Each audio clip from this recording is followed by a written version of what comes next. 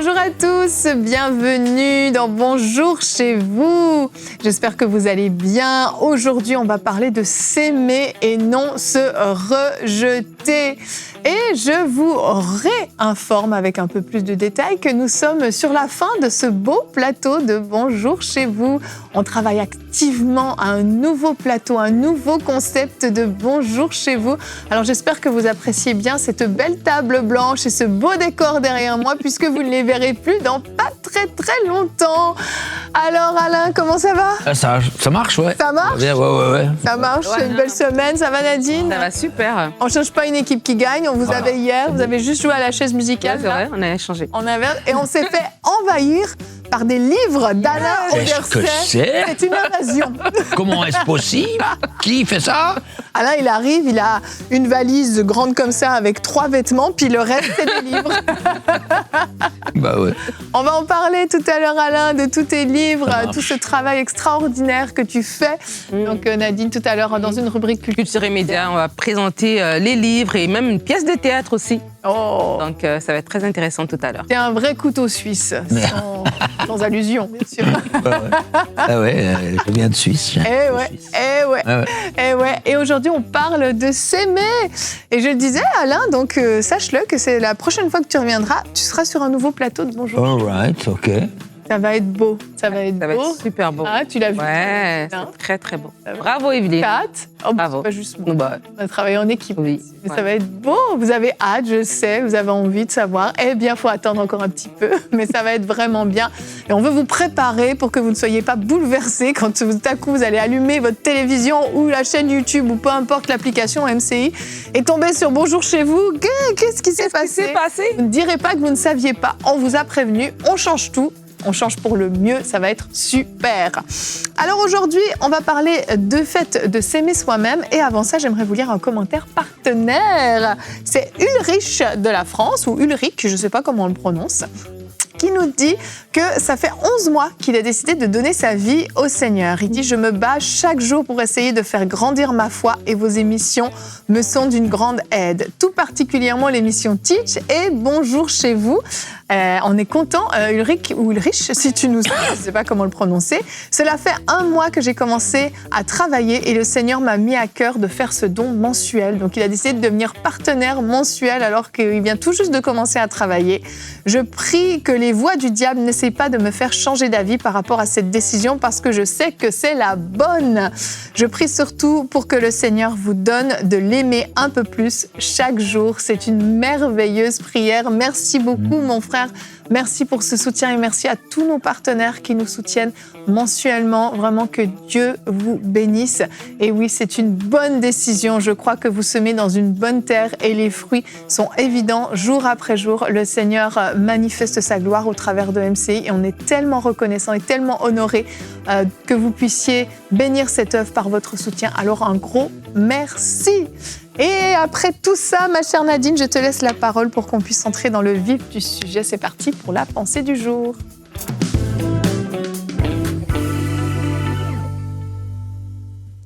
Et oui, tu es aimé, Evelyne l'a dit, tu es aimé. Pourquoi te rejeter? Des fois, on est là, on voit quelqu'un.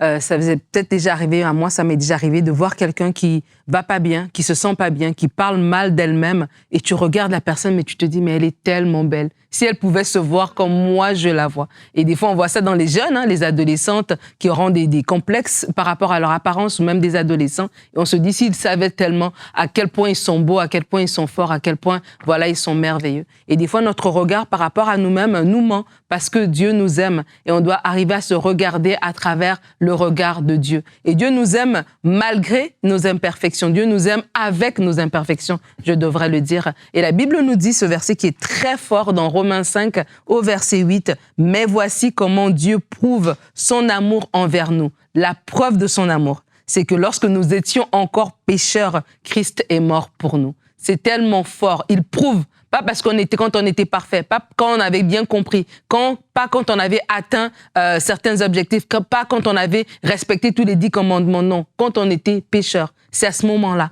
que Christ est mort pour nous. Et c'est comme ça qu'il a prouvé son amour. Ça veut dire qu'il nous a aimés dans nos imperfections. Il connaissait qui on était. Il connaissait notre avenir. Il connaissait nos erreurs. Mais il nous a aimés. Et Dieu t'aime. Si lui qui t'a créé t'aime, alors pourquoi toi, la créature, tu vas te rejeter et ne pas t'aimer? Et des fois, on comprend pas ça. Pourquoi? Parce que nous, en tant qu'humains, on aime les autres quand ils font bien.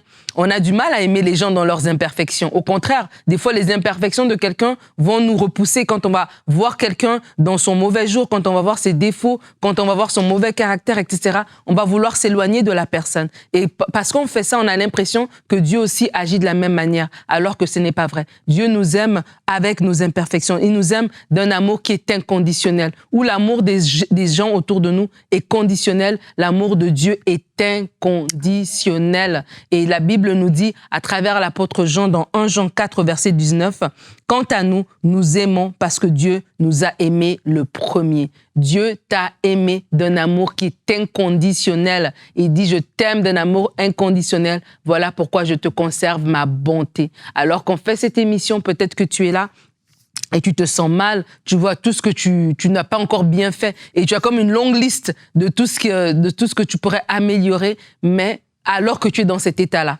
dans le pire de ton état, Dieu t'aime quand même, il t'aime et reçoit son amour. C'est à partir de cet amour-là que tu auras la force de faire toutes sortes de changements dans ta vie. Mais ne va pas faire ces changements sans d'abord recevoir la révélation de l'amour de Dieu. Amen. Merci Nadine. Et le psaume 139 au verset 13 et 14 dit « C'est toi, Seigneur, qui as formé mes reins, qui m'as tissé dans le ventre de ma mère.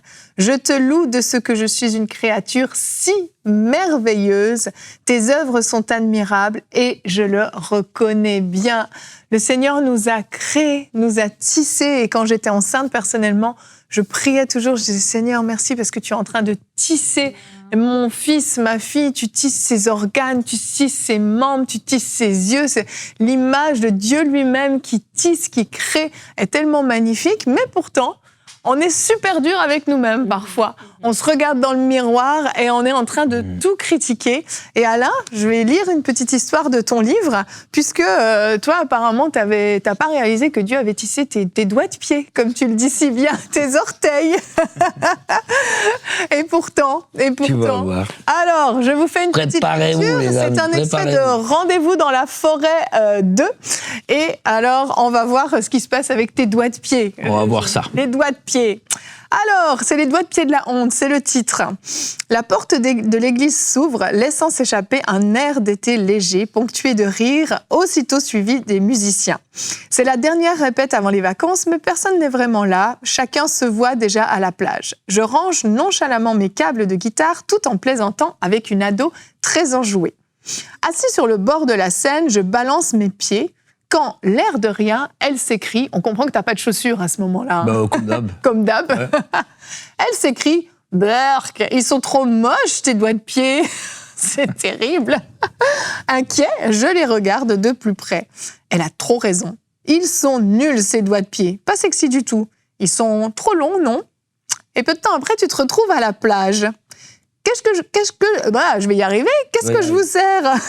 De là où elle est, la serveuse du bar de cette plage ne peut pas voir mes doigts de pied. Dans le doute, j'ai mis au point la technique infaillible qui consiste à enfoncer mes pieds dans le sable et le tour est joué, plus personne ne les voit. Je peux aussi lui lancer du sable dans les yeux, mais bon, effectivement, je pense que la technique de ouvrir les orteils était mieux. C'était mieux. Je suis assez fière de ma trouvaille, bien meilleure que celle de se baigner avec des bottes, effectivement. Et au pire, depuis son point de vue, mon gros ventre les cache. Ah, je l'oubliais celui-là, mon ventre. Je me serre contre le bar pour qu'elle ne puisse pas le voir non plus. Quand finalement je relève la tête, je me retrouve nez à nez avec le visage de la serveuse qui me fixe avec un mélange de crainte et de pitié. Son sourcil gauche est froncé et celui qui lui reste, elle n'a que 2 yeux, merci Alain, est ouvert à son maximum. Sa bouche est entrouverte en coin, mais aucun son n'en sort. Ok, elle n'a pas vu mes doigts de pied, mais par contre, elle a vu que j'avais un grain. Entre parenthèses, faudrait que je l'amène au Seigneur, ce grain-là. Bon Alain, qu'est-ce qui s'est passé avec tes doigts de pied, alors? Ils sont si terribles que ça, tes orteils? Ça sent le complexe, là. Ben oui. Un complexe créé par une remarque. Ouais. Donc un complexe que tu n'avais pas avant. Ben, j'y ai pas pensé, tiens. Ben, ouais. Heureusement qu'il y a des gens qui sont là pour penser. Heureusement ou pas. Hein. Et ouais, puis c'était la période des vacances, comme je le disais. Puis après, je suis parti avec ma famille. On a été dans le sud de la France. Ah, c'est beau, le sud de la France. C'est beau. Et puis, je me baladais dans un parc où on voit des plantes incroyables, hein, des trucs qu'il n'y a pas chez nous. Peut-être chez vous, si vous habitez. Ça change des sapins ceux du qui Jura. vivent la Réunion, ou je ne sais pas où, ils voient des trucs merveilleux. Donc, mais bon, enfin, et là, j'étais émerveillé de tout ce que je vois. Et soudain, je passe devant un reflet de vitre, tu sais. Et tu sais, quand tu passes devant le reflet de vitre, tu profites pour... À faire un petit check, quoi. Ouais, pour tout voir comme ça, mais tu n'oses pas rester longtemps. Parce que ça se fait pas. Ça se fait pas de rester devant la glace et tout ça. Et j'ai trouvé le reflet que je voyais, ce gars vraiment minable. Oh. J'étais pas bien habillé. Je me suis habillé avec ce qui sortait de l'armoire, comme d'habitude, quoi. Et j'étais là, et je me dis, mais... j'ai pas aimé. Et tu sais comment il y a des gens aussi, ils n'aiment pas leur voix. J'ai souvent entendu ça, j'aime pas ma voix. C'est vrai. J'aime pas me voir.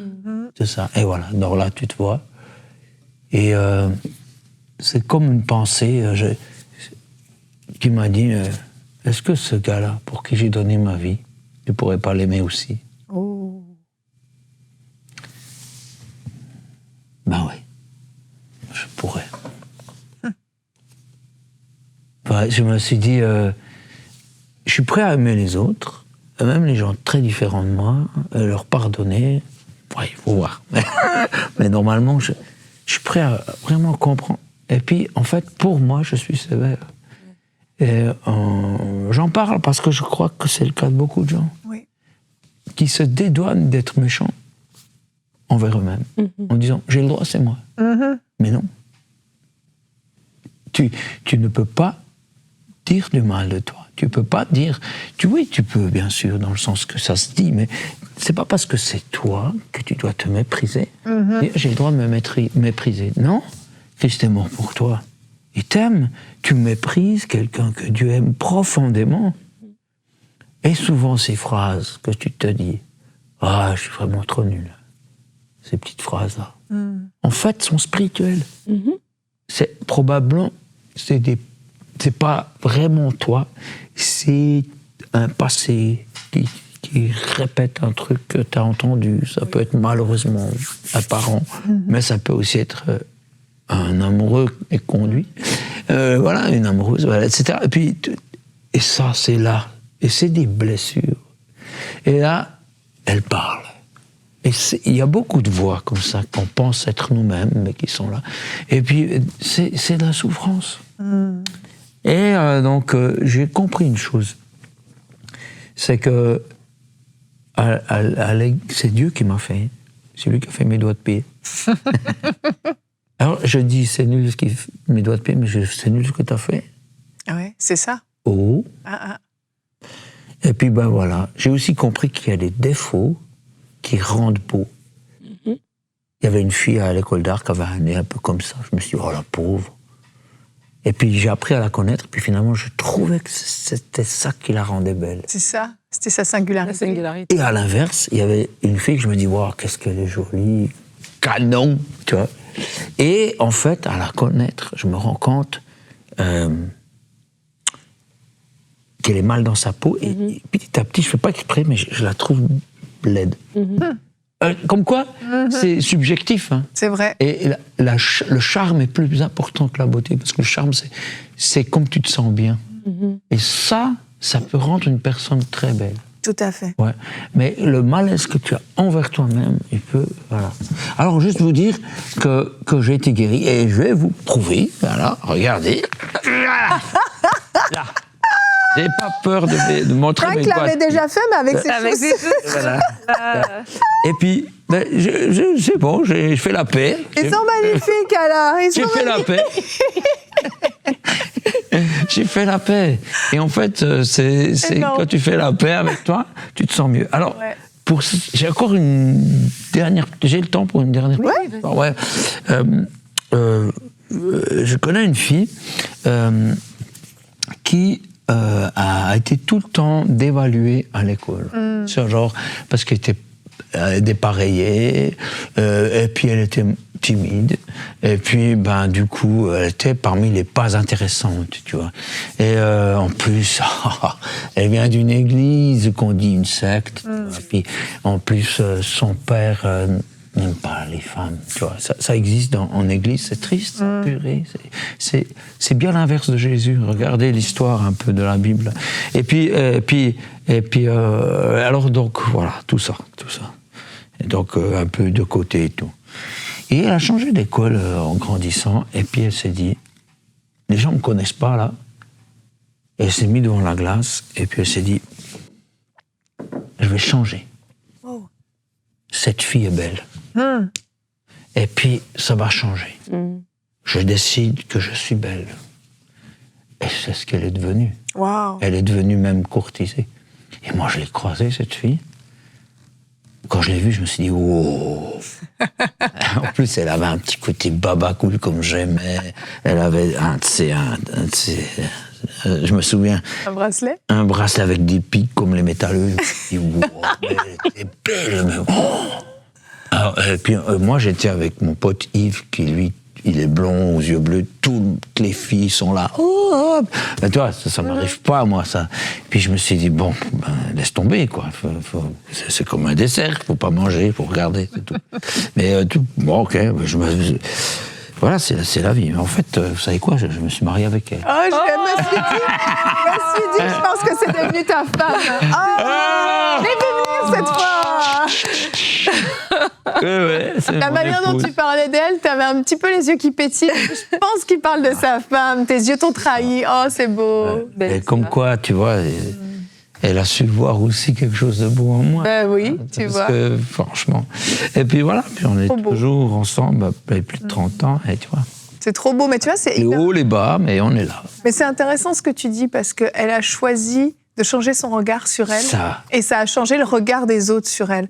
Et ça, c'est ce qu'on comprend pas souvent. C'est que nous-mêmes, en fait, on se dévalue, pas qu'à nos propres yeux, aux yeux des autres aussi. Parce que forcément, tu vas abîmer ton estime de toi, tu vas te recroqueviller sur toi-même, tu vas avoir une attitude où tu te mets pas en valeur, en fait. Et ce qui est beau de toi va être masqué par ce problème d'estime, par ces complexes que tu as. Ouais, j'avais vraiment cette pensée quand j'écrivais mon texte pour aujourd'hui. C'est de faire cette distinction entre humilité et humiliation. Et il y a beaucoup de gens qui pensent que c'est de l'humilité que de se dénigrer, tu vois. Ils ont tellement peur d'être orgueilleux qu'ils se disent, je dois me casser. Mais ça, c'est pas de l'humilité, en fait. Et je crois qu'on doit faire cette distinction-là, et par amour pour Dieu, par égard pour sa création, de dire, Seigneur, oui, je reconnais, tu m'as créé, et tu m'as créé belle. Et comme tu disais, plus on va s'accepter, et même notre personnalité, à ce moment-là, même, elle va jaillir, en fait. Et c'est ça qui fait notre beauté. C'est ça qui est différent du monde, d'un magazine. C'est pas le nez, où sont les yeux, c'est ton âme, c'est ta personne, ton esprit. C'est ça qui fait qui tu es, en fait. Et c'est ce mélange-là qui te fait que c'est toi. Et c'est ça qui est beau chez toi. Tu vois, le même nez, quelqu'un d'autre l'aura, mais ça va donner autre chose parce que sa personnalité vient jouer là-dedans. Et vraiment, c'est important de le réaliser parce qu'on se prive et on prive les gens de notre beauté quand on se dénigre, en fait. Il y a un petit exercice que vous pouvez faire à la maison.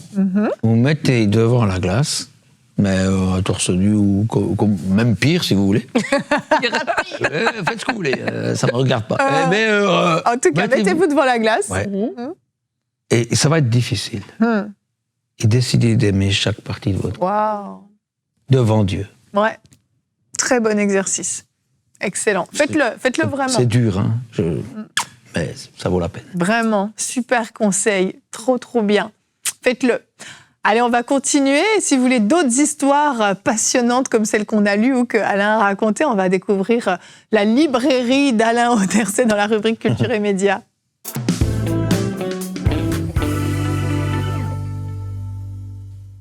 Alors, on va aujourd'hui présenter plusieurs livres d'Alain Andersey. On l'a déjà fait dans les rubriques Culture et Médias dans le passé, mais aujourd'hui, c'est super parce que tu es là.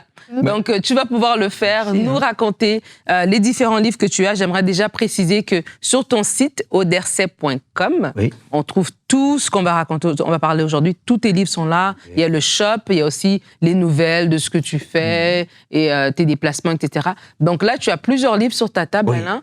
Je te laisse nous les présenter. Oh là. On commence par lequel? Écoute, moi j'ai... Le petit dernier? En ce moment, je suis en train de faire la suite de celui-ci. C'est Asvaltia 4. Et je me fais plaisir, vraiment. Parce que c'est une parabole de qu'est-ce qu'on vit à l'intérieur lorsqu'on rencontre Dieu, ou même avant qu'on le rencontre. Et en fait, c'est un monde parallèle où tout devient réel. Tout ce que tu ressens existe, tu vois. Et c'est une parabole un peu perchée. Et puis, mais comme son auteur. Non. Et puis l'idée dans le 4, il rencontre le créateur d'Asvaltia. Et en fait, dans ce monde-là, en fait, ce monde, c'est lui-même. C'est son psyché. Mais il ne le sait pas. Mais on le découvre à mesure, je spoil un peu. Puis là, il arrive à l'intérieur de lui-même, et puis il a un face-à-face avec son créateur. Magnifique. Et c'est une parabole pour nous, mais ça va peut-être pas se passer comme on pense. Justement, c'est intéressant. Et là, je pense vraiment que ça va aider des gens. Je pense qu'il y a des gens, parce qu'on va au fond, tout en s'amusant, en fait. Je m'amuse à dessiner ça, c'est vraiment... C'est le dernier de Asvaltia ou il y en aura d'autres? Non, il y en aura d'autres. Il y en aura d'autres encore. Je ne savais pas si c'était l'aboutissement, le créateur. Enfin, moi, j'aurais voulu aboutir avant, mais le Seigneur m'a demandé de rajouter une histoire, celle qui va suivre. Alors, je veille. Il y a déjà le 5 qui est dans ta tête, là. Ah oui, il a déjà commencé à dessiner. Ouais, génial. Trop bien. Donc, Asvaltia, épisode 4. Ouais. Ensuite, qu'est-ce que tu as... Alors, il y a Robbie qui vient de sortir en couleur. Ça a pris plusieurs années à la coloriste. Robbie, c'est ton premier personnage, c'est juste? Non, même pas. c'est le 3e. J'ai fait Idée reçue, ensuite j'ai fait Marcel et Robbie. Oui. Puis là, on l'a mis en couleur et c'était un dessin, une BD noir-blanc. Et là, tu vois vraiment... comme si on avait mis une âme aux choses, c'est incroyable. C'est Loïs, alias Priscille de Prince, qui l'a colorié, elle est vraiment douée. Là, on voit le passage de la croix, d'un côté le créateur, l'autre côté le petit robot, et le chemin qui les relie, c'est la croix. Et en fait, il y a le message de l'évangile, bien sûr. Et là, je ne vais pas spoiler, mais c'est à cet endroit-là que plusieurs personnes se sont converties. Waouh! En lisant ça. Ils ont fondu en larmes, tout ça. Et c'est parce que ça c'est clair, on voit l'histoire d'un robot, mais on comprend qu'il est comme nous. Et puis là, c'est l'agenda du créateur. Et on se rend compte que le créateur s'est occupé de lui tous les jours. J'ai fait ça, mais il l'a pas remarqué. J'ai fait ça pour pas qu'il tombe. J'ai fait ça pour qu'il ait le moral. J'ai fait ça. Mais tu vois, que le créateur était là tout le temps, alors que lui qui pensait qu'il était seul. Enfin bref, c'est quelque chose. C'est touchant quand les gens disent j'ai pleuré, alors que c'est du papier et de l'encre. C'est fou, hein. C'est touchant de savoir ça. Mais il y a une onction. Il y a une onction sur tes... Ouais. Il y a eu plus de 20 000 vendus, donc la version noir-blanc, puisque celle-là vient de sortir, et puis plusieurs conversions, je ne sais pas combien, parce que je ne tiens pas à un cheptel avec des scalps. Oui, puis tout le monde ne te le dit pas en plus. Mais... Non, je le sais. Mais il y en a beaucoup. Ouais. Et puis sinon, on en a parlé au début de semaine, ouais. De semaine. C'est Rendez-vous à la forêt, Origine 2. Je viens de me convertir dans le 1, et puis je suis chrétien tout seul dans un monde où je n'ai jamais vu de croyants. Enfin, j'en ai vu, mais je pensais que c'était pas vrai. Toi, je faisais le caté, des choses comme ça. Mais du coup, je me sentais très seul. Et je témoignais partout autour de moi, là, pour parler de Jésus. C'était difficile, des fois il y avait des moqueries, mais je témoignais tout ce que j'ai pu, parce que je me suis dit, mais c'est tellement merveilleux de connaître Dieu. Mais c'est ça qu'on doit dire. Je me suis même retrouvé sur un banc à Genève, debout, en train de dire, mais il faut croire, il faut croire. Et puis personne n'écoute et tout. Et quel bonheur, là, quand je retrouve mes frères, C'est en témoignant, j'étais un peu comme Apollos, qui ne savait pas qu'il y avait d'autres croyants, et puis qui fait son truc de son côté. Et puis, un peu, là, quand j'ai trouvé des frères, mais quel bonheur! Et en même temps, ils sont bizarres. Voilà, et je les ai pas ratés. Si j'ai envie de vous marrer. Alors, je lis un extrait après, avant, tu te souviens, avec toutes les expressions des chrétiens. Vous vous rendez même pas compte que c'est trop bizarre. J'ai lu la parole. Comment ça, la parole? Tu peux pas lire la parole. La parole, c'est quelque chose qui se dit. Enfin, tu vois comment, etc. Oui, le patois de Canaan. Les bras en l'air, les amène en fin de phrase. What? Ouais, là, c'est vraiment des bizarres. Mais en fait, quand on est dedans, on voit pas. Et c'est le regard rafraîchissant de quelqu'un d'extérieur. Voilà. Ça, c'est ça. Et puis. Donc, Rendez-vous dans la forêt, Origine 2, à ne pas confondre avec Rendez-vous dans la forêt 2. C'est pas pareil. Oui, c'est pas pareil. Pas pareil. Là, c'est le quotidien. Ça, c'est ça. Ça, c'est ta vie. Il y en a plusieurs, d'ailleurs, des comme ça. Mais Origine, 4. Ça, c'est vraiment ton témoignage. Oui, ça, c'est vraiment le témoignage suivi, tout ça. Ouais. Et puis là, il y a. La légende de Mi, qui sera une pièce de théâtre aussi. Alors, qui est devenue une pièce de théâtre. Mais est-ce qu'on peut vraiment dire une pièce de théâtre classique? Non, j'ai ma guitare électrique, je fais des solos, je raconte l'histoire, je joue les personnages. Et derrière moi, quelqu'un dessine sur un grand panneau, c'est donc l'artiste qui colorie souvent mes BD. C'est Priscille de Prince, et puis elle colorie derrière, et tout ce que je dis apparaît à l'écran. Donc elle dessine avec une dextérité impressionnante. Ça lui a pris du temps, on a fait plus de 75 spectacles, tu vois. Et donc là, on améliore chaque fois, et l'histoire, c'est la légende de Mi. De nouveau, c'est une parabole, c'est sur une île, et puis on pourrait dire sur le monde, il y a un roi qui est très bon, mais il y a de la misère sur cette île. Et pourquoi le roi qui est bon laisse ça? C'est pas possible. Pourquoi? Et c'est ça l'histoire. Et quand on fait le spectacle, ou des gens qui me disent qu'ils ont lu le livre, on a été bouleversés parce qu'ils n'avaient pas pensé cette chose-là. Qu'en fait, le roi est bon, et que tout ce qui se passe là, c'est pas lui. Enfin, mais il y a une réponse plus claire que ça, plus belle, mais c'est dommage de la donner, la réponse sans l'histoire, parce que... Faut acheter le livre ou aller voir le spectacle. Ouais, c'est quelque chose de... Alors, souvent, au spectacle, quand on arrive au moment où on dit, en fait, le roi, c'est Jésus, et il est là, il se passe un truc que j'ai constaté bien des fois, et jamais de la même manière, Christ est là. Wow. Et les gens sentent la présence de Dieu. Pas tous. Avant-dernier spectacle, quelqu'un a senti que Dieu s'est assis sur une chaise. Magnifique. Et puis il est tombé en extase. Il a dit, j'ai jamais vécu ça. Ça fait 7 ans la dernière fois. Et moi, je peux pas faire ça. Ça, c'est Dieu. Merci beaucoup, Alain. Merci. Ouais. Un petit dernier, coloriage très rapide. Alors voilà, ça c'est l'idée d'une personne. Il dit, pourquoi vous faites pas un livre pour colorier? Je dis, parce qu'on n'a pas les sous pour imprimer. Et je vous les donne. Oh. Et puis elle a permis qu'un rêve devienne réalité. Donc tu colories comme ça, puis il y a des pensées, des trucs comme ça. Puis ça, en fait, psychologiquement, c'est très délassant. C'est très délassant. Ici, on a le God Shop, le magasin de Dieu, tu vois, tiré de Billy Grunge. Il y a vraiment... Alors, c'est clair qu'on n'a pas pris les dessins tels quels des livres, on a dû tout les transformer. Bien sûr, pour que c'est de colorier. Ouais. Et puis en fait, c'est quelque chose qui se fait beaucoup dans le monde aujourd'hui. Je dis, pourquoi pas? C'est génial, Alain. Merci beaucoup. Merci beaucoup. Merci à vous. Merci. Franchement, alainauderset.com. Auderset.com, oui. Vous allez sur la boutique. Pas alainauderset.com. Allez, on le raffiche pour la route. Merci, Alain. Tes orteils sont magnifiques. Merci de les avoir montrés. Vous êtes beau à la maison. Vous êtes belle. N'en doutez pas. Demain, on va parler des mécanismes qu'on a hérités. Eh bien, oui, il y a des mécanismes qui viennent de notre père, notre mère. Tout un héritage qui nous a été transmis. Et on va voir que ces mécanismes peuvent aussi être changés. Allez, à demain. Bonjour chez vous.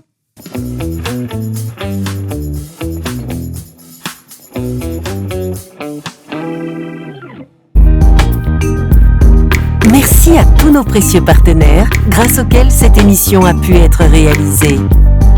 Vous aussi, rejoignez la grande famille des partenaires d'EMCI TV en faisant un don sur emcitv.com/don.